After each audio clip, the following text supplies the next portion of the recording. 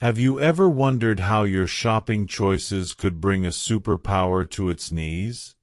Imagine a world where the simple act of buying a bottle of wine or choosing a car brand becomes a powerful political statement that sends shockwaves through global markets and presidential offices. Welcome to Story-Driven English, where today we're diving into The Global Pushback, a tale of tariffs and consumer power. The fascinating true story of how everyday consumers across the world launched a movement that caused Tesla's stock to plummet 25%, wiped billions from American companies, and eventually forced one of the most powerful leaders on Earth to reconsider his economic policies. This isn't just another economic lesson. It's a gripping narrative about power, resistance, and how ordinary people found their voice in an international trade war. You'll meet characters from Denmark to Canada who transformed their frustration into action, challenging the idea that only governments and corporations control our economic destiny. Before we begin this captivating story, take a moment to subscribe to Story-Driven English if you haven't already. Our channel transforms complex global events into engaging narratives specifically designed to boost your English comprehension while keeping you informed about the world's most fascinating developments. Hit that subscribe button and notification bell now to ensure you never miss our weekly stories that combine language learning with compelling real-world content. Now, let's travel to Copenhagen, Denmark, where our story begins with an economics professor named Emma Jensen checking the morning headlines and discovering news that would trigger a global movement. Hashtag The Global Pushback, a tale of tariffs and consumer power. The early morning sun filtered through the curtains of Emma Jensen's apartment in Copenhagen, Denmark. She sat at her small kitchen table, scrolling through news headlines on her tablet while sipping her coffee. One headline caught her attention. Trump announces Liberation Day tariffs on global imports. Emma frowned, placing her cup down with a gentle clink. "Not again," she muttered to herself. According to the news, on April 2, 2025, President Donald Trump had announced sweeping new tariffs on imports from countries around the world. The measures included a blanket 10% tax on all imports to the United States, with higher rates for specific nations, 20% for European Union products, 25% for foreign cars, steel, and aluminum, and a staggering 104% for Chinese goods, which would later be increased to 125%. Emma, who worked as an economics professor at the University of Copenhagen, immediately recognized the potential impact of these tariffs. She remembered the trade tensions during Trump's first term, but these new measures seemed far more aggressive. As she read deeper into the article, she learned that the president had labeled this Liberation Day for American industry. Liberation for whom? She wondered aloud. Her phone buzzed with a message from her colleague, Anders Nielsen. "Have you seen the news? Meeting at the department at 10. This could have serious implications for our export industry." Emma replied quickly, "I'll be there," already thinking about what this means for Danish businesses. As she prepared for her day, Emma couldn't shake the feeling that this was the beginning of something significant, not just in terms of economics and trade, but in how ordinary citizens around the world might respond to what many saw as aggressive American protectionism. Across the Atlantic Ocean, in Toronto, Canada, Todd Marshall, a retired military veteran who had served alongside American forces in peacekeeping missions, was having a similar morning. He sat at his dining table with his wife, Margaret, reading the same news on his laptop. 25% on Canadian goods, he said, shaking his head in disbelief. After all these years of partnership and shared borders. Margaret placed a gentle hand on his arm. What does that mean for us, for our economy? Todd sighed.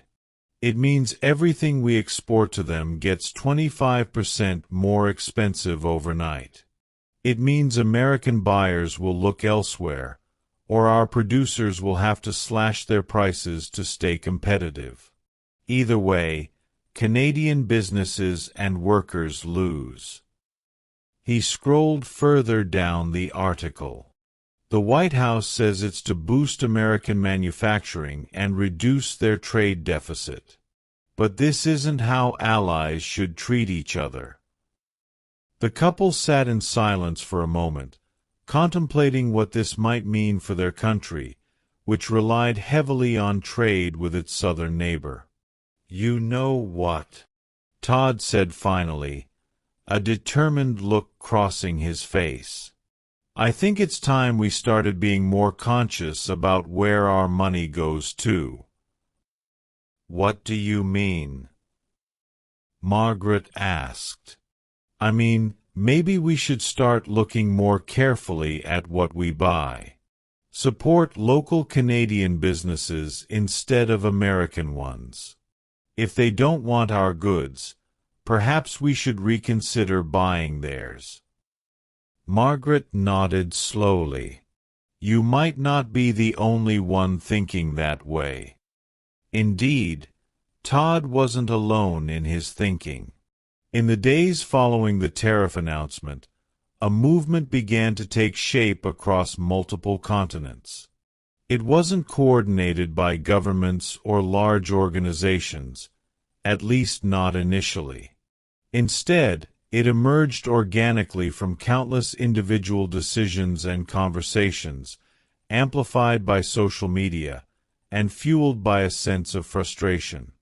In Berlin, Germany, Lucas Weber, a software engineer, found himself in a heated discussion with friends at their favorite cafe. I don't understand how they can justify these tariffs, said Hannah, a graphic designer in their group. European businesses will suffer, prices will rise, and for what? So America can feel more powerful. Lucas nodded in agreement. I read that some people are talking about boycotting American products in response. There's even a Facebook group about it. That seems a bit extreme, replied Thomas, another friend. We can't avoid everything American. They're too embedded in our lives. Look at us. We're talking on phones designed in California, using apps made by American companies, probably wearing clothes with American brands.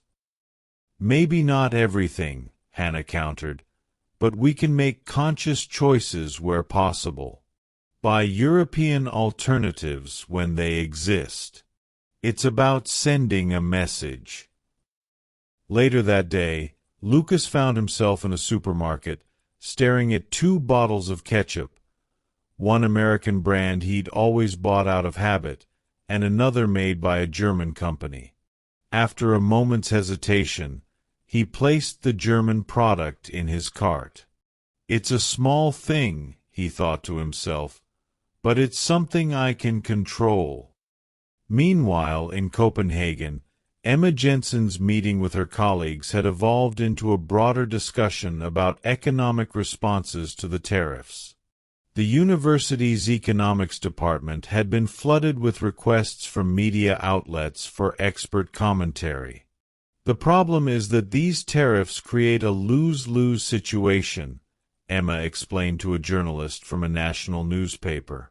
When countries engage in trade wars, both sides end up worse off. Consumers pay higher prices, businesses face reduced markets, and economic growth slows for everyone. But what about the argument that tariffs protect domestic industries? The journalist asked.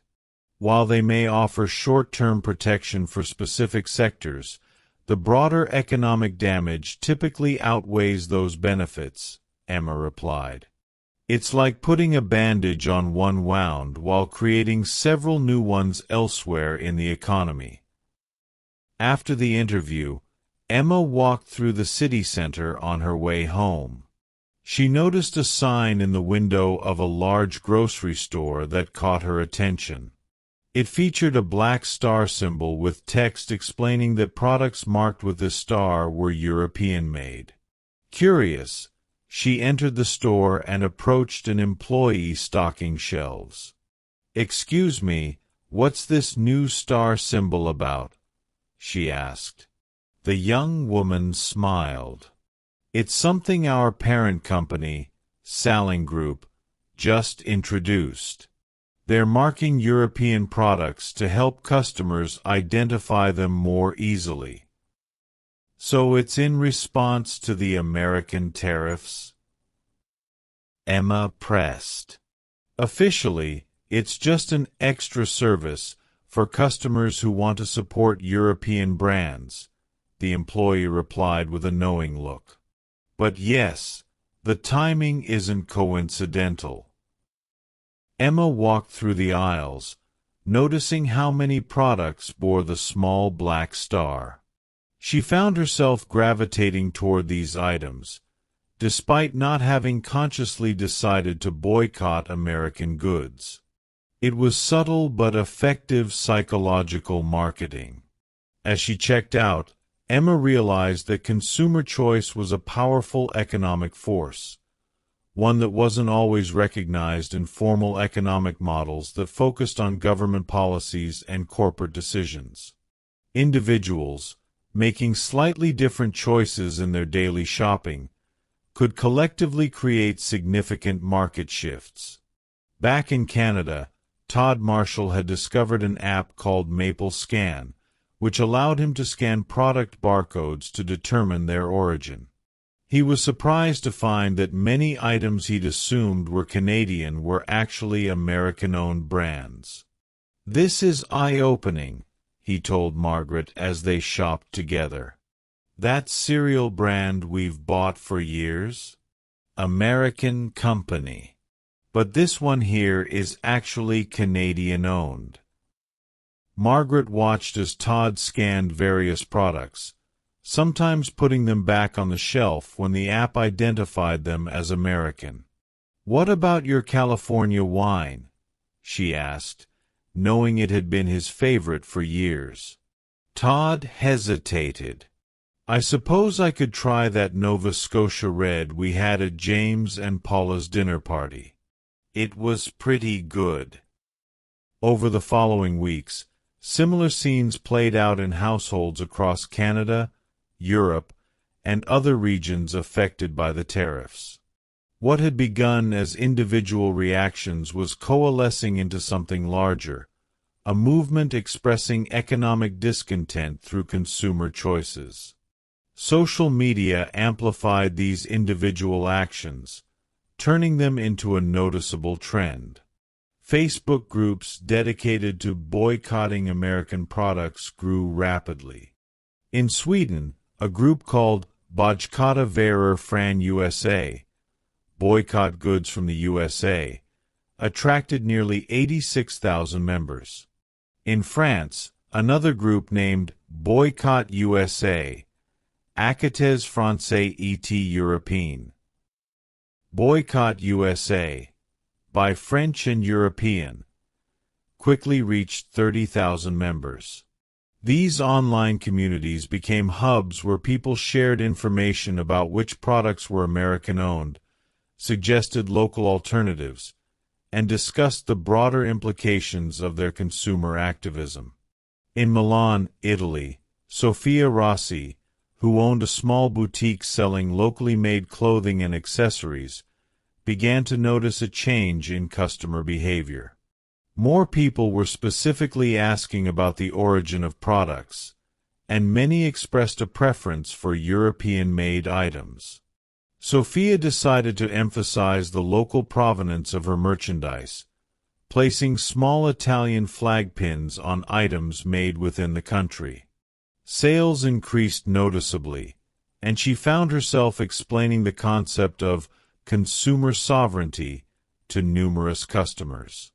"Every purchase is a vote," she told a young couple browsing her store. "When you choose where to spend your money, you're supporting not just a product, but everything behind it: the company values, the country of origin, the labor practices. In economics, we call this voting with your wallet." The couple nodded thoughtfully, selecting a handcrafted leather bag made by an artisan in Florence over an imported alternative. The boycott movement wasn't limited to everyday consumers. Some businesses began making more overt statements. In Norway, a fuel supply company called Haltback Bunkers announced it would stop supplying fuel to U.S. Navy ships, a bold move for a NATO member country.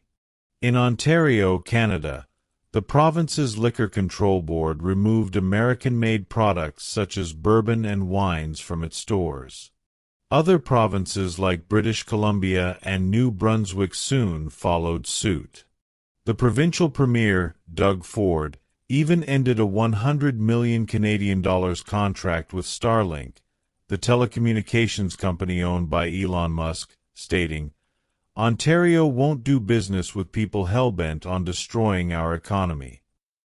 These actions raised questions about where legitimate economic protest ended and potentially harmful retribution began.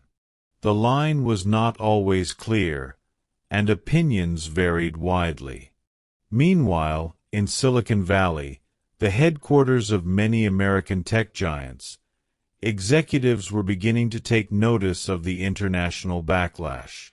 Sarah Chen, a marketing director at a major technology firm, called an emergency meeting with her team.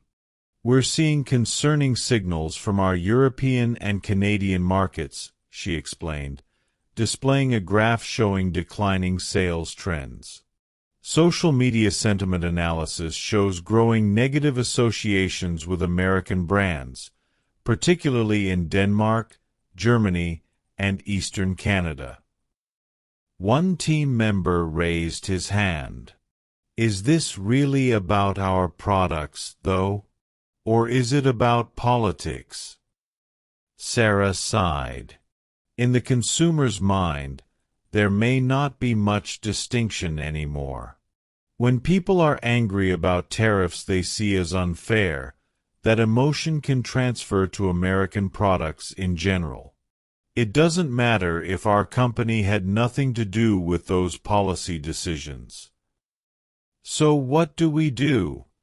another colleague asked. "We can't change national trade policy." "No, but we can emphasize our local investments in these markets," Sarah suggested. "Highlight how many Europeans and Canadians we employ, the tax revenue we generate in those countries, our sustainability initiatives. We need to position ourselves as global citizens, not just an American company that extracts profit." The team nodded, recognizing the delicate position they were in. American companies with significant international presence were caught in the crossfire of a trade dispute not of their making. Perhaps no American company felt the consumer backlash more acutely than Tesla. The electric vehicle manufacturer, led by Elon Musk, who had become a key advisor to President Trump and his largest campaign donor, found itself a lightning rod for international discontent. In Frankfurt, Germany, Klaus Schneider, a Tesla owner who had once been proud of his environmentally friendly vehicle choice, now felt conflicted every time he drove it. "I bought this car because I care about reducing emissions," he explained to his friend Martin as they met for lunch. "But now I feel like I'm driving a political statement, and not one I agree with." Martin nodded sympathetically. "Have you seen the numbers? Tesla sales in Europe dropped 45% in January compared to last year. Volkswagen is now the top electric vehicle seller here. I'm not surprised, Klaus replied. When the CEO is not only supporting policies that hurt European businesses but is also actively involved in designing them, it creates a real conflict for consumers. Across Europe, Tesla dealerships had become targets for protests. Some demonstrations remained peaceful, with protesters holding signs and chanting slogans. Others took more destructive turns, with vehicles being vandalized and, in a few cases, set on fire. Security had been increased at Tesla facilities after an incident in Rome where 17 cars were destroyed in an arson attack. Elon Musk had responded defiantly on social media, accusing protesters of economic terrorism and anti-American hysteria. President Trump had gone further, suggesting that people who damaged Tesla vehicles should be charged with domestic terrorism. These statements only seemed to fuel the controversy further. The global backlash against American products wasn't limited to Europe and Canada. In Australia, New Zealand, and parts of Asia, similar sentiments were emerging, though perhaps not as intensely.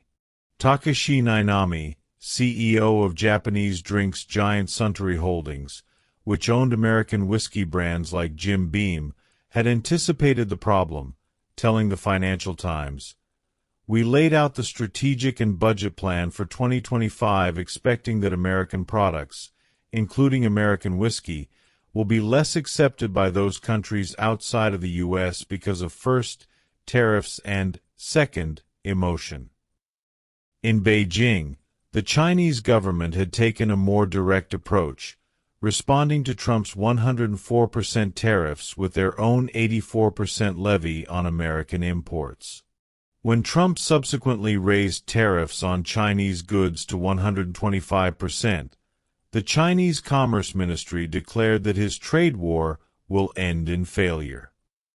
Unlike the consumer-led boycotts in Europe and Canada, China's response was centrally orchestrated, with state media encouraging citizens to support domestic alternatives to American products. However, the underlying sentiment, a rejection of what was perceived as unfair American protectionism, resonated with consumer movements elsewhere. Back in Copenhagen, Emma Jensen had been invited to participate in a television debate about the economic implications of consumer boycotts. She found herself paired against Jens Madsen, a business lobbyist who argued that boycotts hurt innocent companies and workers. "These boycotts are misguided emotional responses," Madsen insisted during the broadcast. "American companies employ thousands of Europeans. When you boycott their products, you're potentially putting local jobs at risk." Emma countered, "While that's true in some cases, consumer activism is one of the few tools ordinary citizens have to express disagreement with foreign policies that affect them. Governments negotiate through official channels, but individuals negotiate through their purchasing decisions." "But surely it's ineffective," Madsen pressed. "How much impact can individual consumers really have against the world's largest economy?" "History has shown that consumer boycotts can be quite effective when they reach critical mass," Emma explained.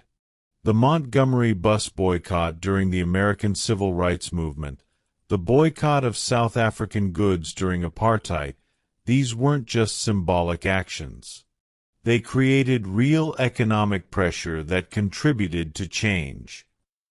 After the debate, Emma received numerous messages from viewers.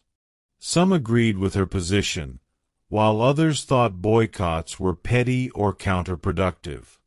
The diversity of opinions reminded her that economic issues were rarely black and white. In Toronto, Todd Marshall had fully embraced the Buy Canadian movement.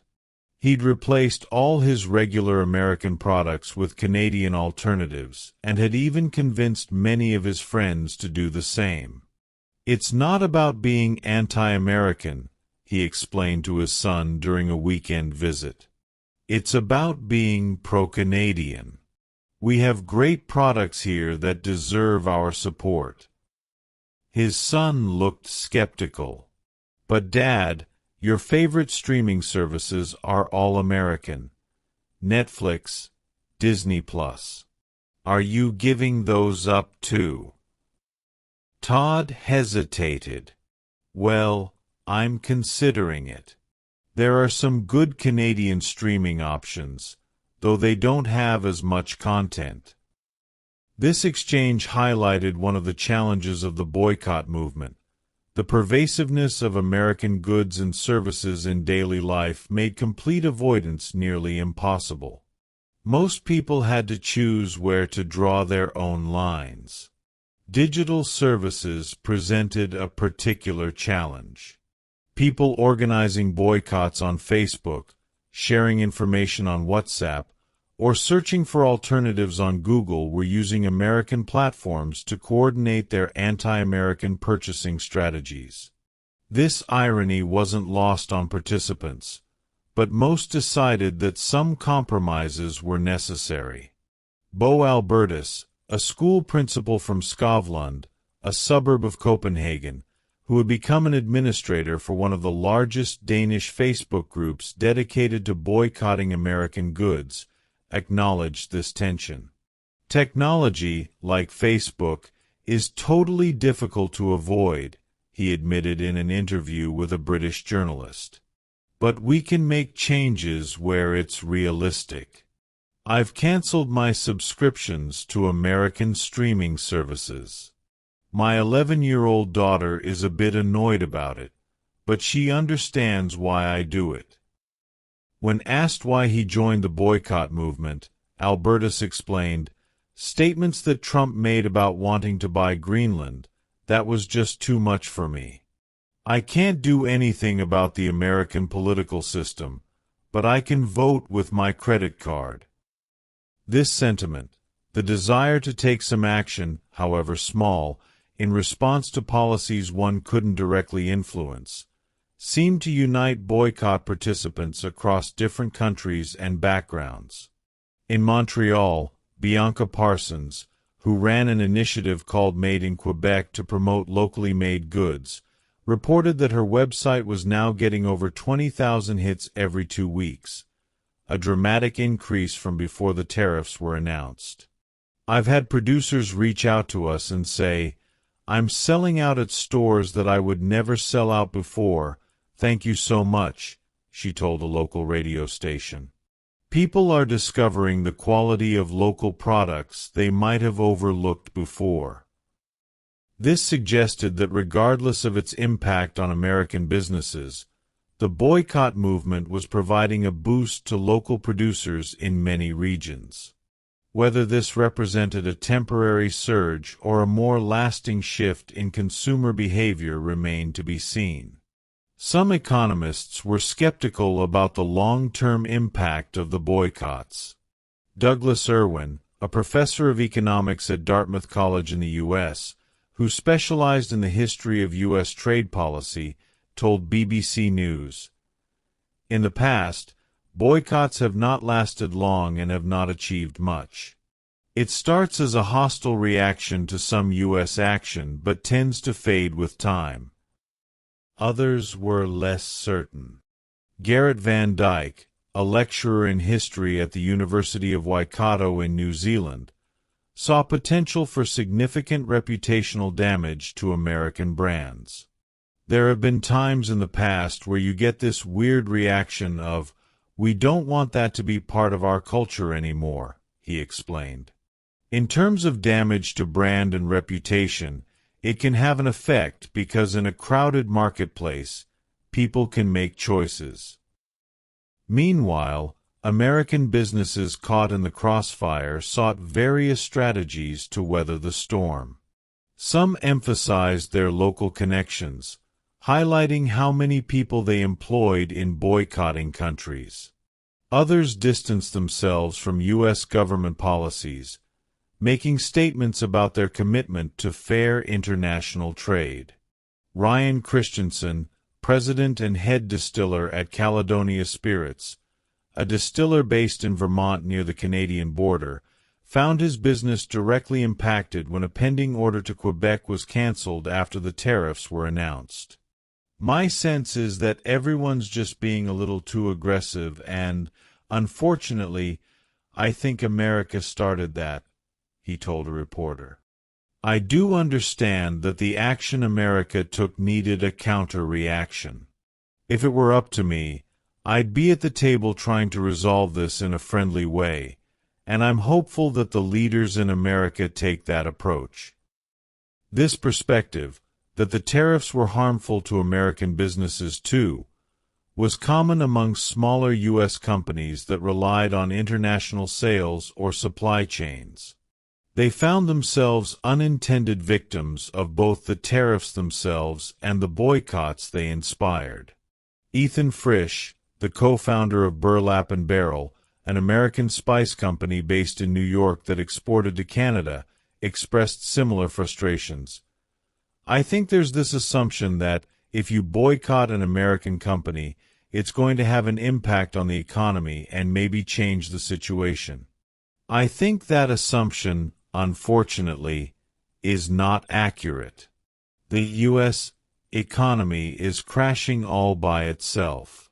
Businesses like ours are struggling without boycotts.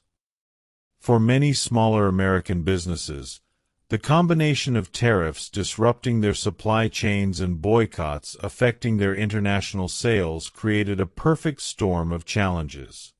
Their experiences highlighted how trade disputes initiated at the highest levels of government often had their most severe impacts on those least equipped to absorb them: small business owners, workers, and consumers. As April progressed, an unexpected development occurred.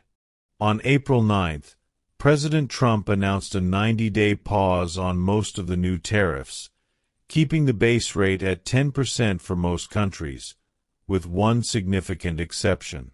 China would now face even higher tariffs of 125%, which Trump justified by citing the country's lack of respect for world's markets.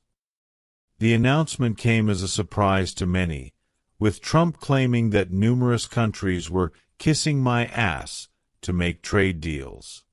The crude language raised eyebrows internationally, but the pause in escalating tariffs brought some relief to global markets, which had been falling sharply in the preceding weeks. However, the boycott movement showed few signs of immediate abatement. Having gained momentum over several weeks, it had taken on a life of its own that transcended the specific tariff rates that had initially sparked it. Mette Herolf Christensen, who owned a grocery shop in Copenhagen called Broders and had removed American products from her shelves, explained this phenomenon. I think it's more for the Danish people to feel good that they are doing something. When you feel powerless against decisions made far away that affect your life, taking some action, even if it's symbolic, has value. For many participants, the boycott had evolved from a specific response to tariffs into a broader statement about sovereignty, respect between nations, and the desire for more balanced international relationships. In quiet conversations in homes across affected regions, people questioned long-held assumptions about their relationship with American culture and commerce. Was this the beginning of a more fundamental shift, or merely a temporary expression of frustration that would eventually fade? In Emma Jensen's classroom in Copenhagen, the boycott had become a fascinating real-world case study for her economic students. Today we're discussing what economists call non-price factors that influence consumer demand, she explained to her class. Typically, we focus on price as the primary determinant of demand, but what's happening now illustrates how factors like national sentiment, ethical considerations, and political statements can significantly alter purchasing patterns, sometimes overriding price sensitivity. A student raised her hand. Professor Jensen, couldn't this actually hurt the economies of the boycotting nations? If people are choosing products based on origin rather than best value, doesn't that create inefficiency? Excellent question, Emma replied. In classical economic theory, yes, anything that prevents consumers from maximizing utility based on price and quality creates market inefficiency. But this assumes that utility is derived solely from the product's intrinsic characteristics and price. She drew a diagram on the whiteboard. What we're seeing suggests that for many consumers, the country of origin has become part of the utility function itself. They derive satisfaction not just from the product, but from the act of supporting local businesses or withholding support from countries whose policies they oppose.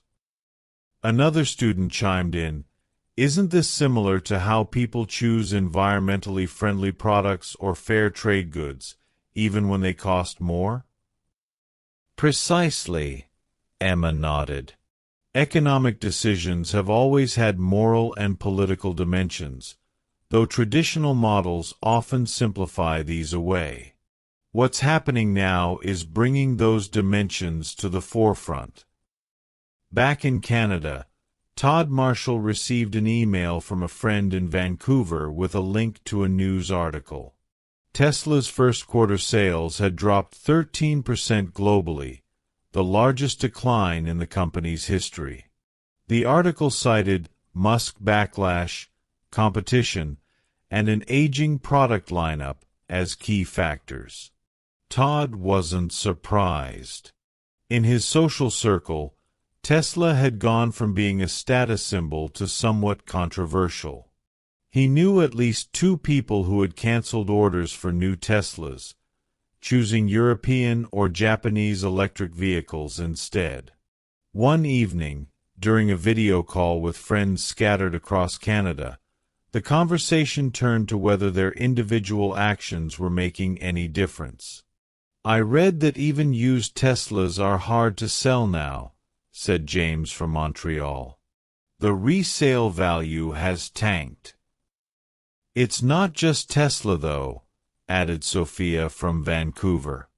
"I saw that the CEO of Loblaw posted on LinkedIn that weekly sales of Canadian products are up by double digits." "But are we just hurting ourselves?" questioned Miguel from Toronto. "Trade works both ways. If America buys less from us because of tariffs, and we buy less from them because of boycotts, everyone ends up poorer." "Maybe in purely economic terms," Todd conceded. "But there's more to this than just dollars and cents. It's about self-respect and not letting ourselves be pushed around. Sometimes you have to accept short-term costs for long-term principles." The group didn't reach a consensus, reflecting the broader societal divide on the issue. Some saw the boycott as a principled stand worth any economic sacrifice, while others worried about unintended consequences and questioned its effectiveness. In Paris, France, a group of friends gathered at a café were having a similar debate. Antoine, a marketing professional, argued passionately for supporting European products. "It's not just about the current tariffs," he insisted. "It's about building a more balanced global economy where no single country has too much leverage over others. For too long, we've accepted American cultural and economic dominance without question."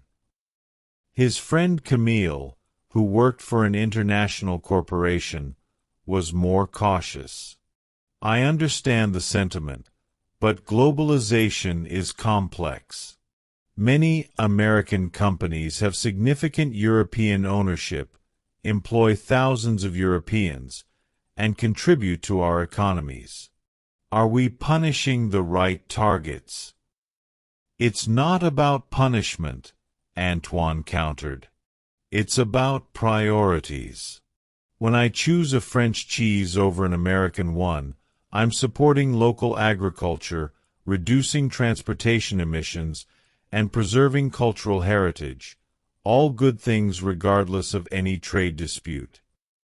Across different countries and contexts, these conversations reflected a growing consciousness about the implications of consumer choices.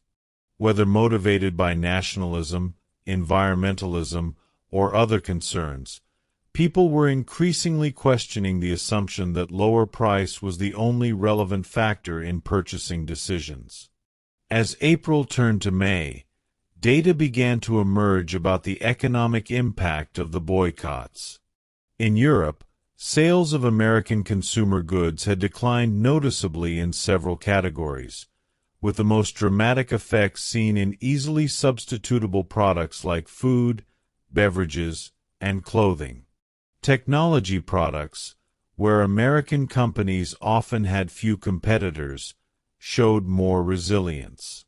Tesla's struggles continued, with European sales reports showing a 45% year-over-year decline. Volkswagen had overtaken it as the top electric vehicle seller, followed by BMW and several Volkswagen subsidiaries.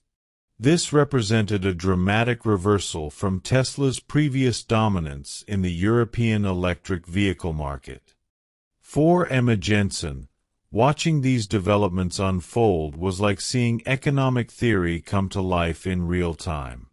The power of consumer choice, often discussed in abstract terms in textbooks, was demonstrating its concrete impact on markets and potentially on policy. On a warm spring evening, Emma took a walk along Copenhagen's picturesque Nyhavn Canal, reflecting on the events of the past month. She passed restaurants filled with tourists and locals enjoying the pleasant weather, shops displaying their wares, and boats gently rocking in the harbor. Her phone buzzed with a news alert. Trump suggests willingness to reconsider EU tariffs after sales data shows impact on U.S. exporters. Interesting, she thought. Perhaps consumer power is having some effect after all. Whether the boycott movement would achieve its broader aims remained uncertain. What was clear, however, was that it had already succeeded in raising awareness about the interconnectedness of global trade, the impact of tariff policies on everyday lives, and the potential for consumer choice to send powerful economic and political messages. As individuals in many countries continued to make small but deliberate changes to their purchasing habits, they demonstrated an important principle. While government policies might dictate the rules of international trade, it was ultimately millions of individual consumers who determined its flows. In a world where people sometimes felt powerless against large political and economic forces, this realization was empowering. Todd Marshall in Toronto, Bo Albertus in Copenhagen, Lucas Weber in Berlin, and countless others across different countries and continents were discovering that their everyday choices could collectively amount to something significant.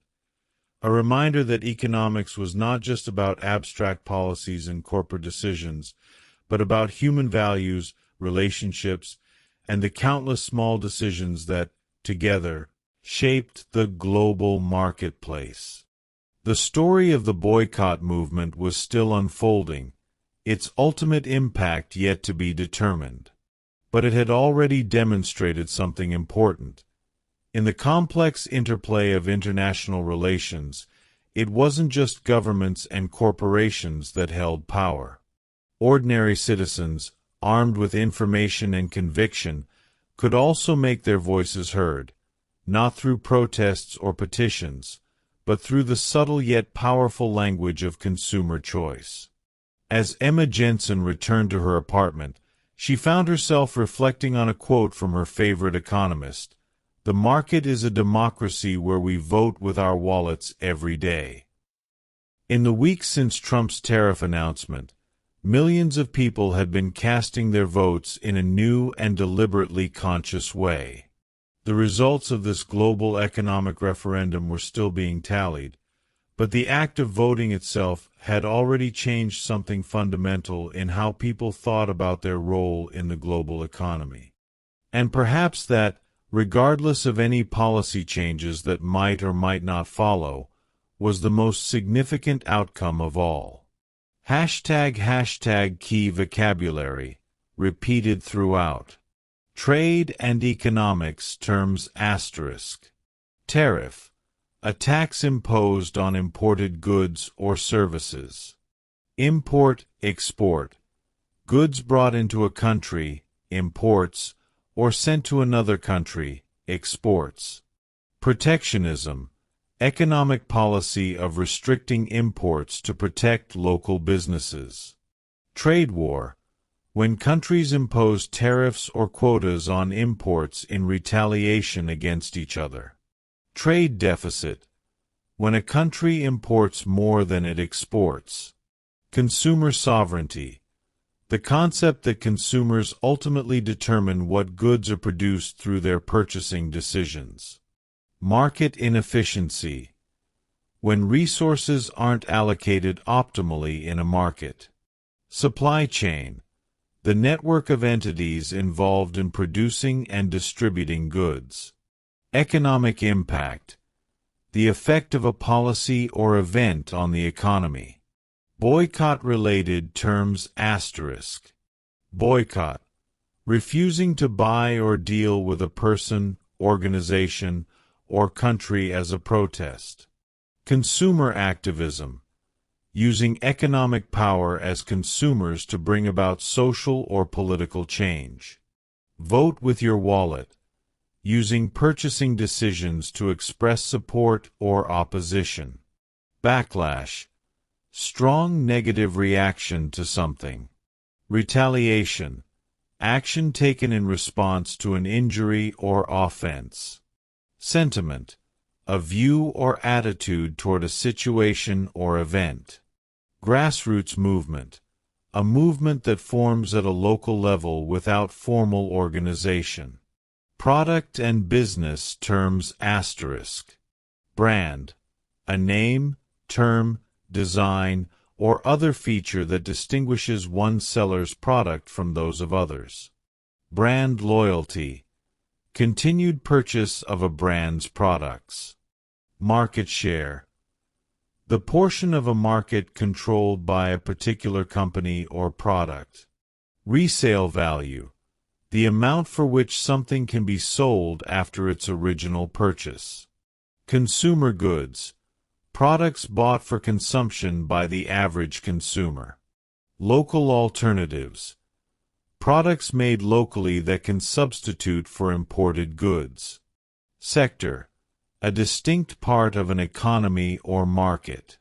International relations terms *.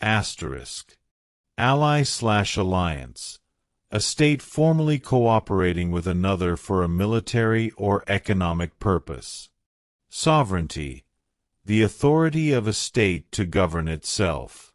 Diplomatic relations, formal contacts between the governments of different countries. International backlash, negative reaction from other countries to a policy or action. Global marketplace, the arena in which commercial goods or services are exchanged internationally. And that concludes our story, The Global Pushback, a tale of tariffs and consumer power. I hope you found this exploration of international trade tensions and consumer activism both educational and engaging. Stories like this one not only help improve your English comprehension but also provide insights into global economics, international relations, and the power of individual consumer choices in our interconnected world. Did you learn any new vocabulary words today? Perhaps terms like tariffs, consumer activism, or boycott movement. These are valuable additions to your English vocabulary, especially if you're interested in business, economics, or current affairs. If you enjoyed this story and found it helpful for your English learning journey, please take a moment to like this video. It really helps our channel reach more English learners like yourself. Don't forget to share your thoughts in the comments below. Which character in the story did you relate to most? Have you ever participated in a boycott or made purchasing decisions based on a product's country of origin? Your comments help create a community of engaged learners. And if you're new to Story-Driven English, we invite you to subscribe to our channel. We regularly publish engaging stories based on current events, historical moments, and cultural phenomena, all designed to help you improve your English comprehension while learning about the world around us. Hit that notification bell to be alerted when we release new stories, and share this video with friends who are also on their English learning journey.